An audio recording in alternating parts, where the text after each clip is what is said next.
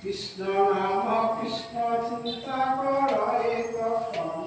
কি রূপে পাইব কৃষ্ণ সভায় যমুনার জলে ক্রীড়া করে ব্রজঞ্জনা উলঙ্গিনী হয়ে সবে জলে নিমগ্ন সবে মিলে কত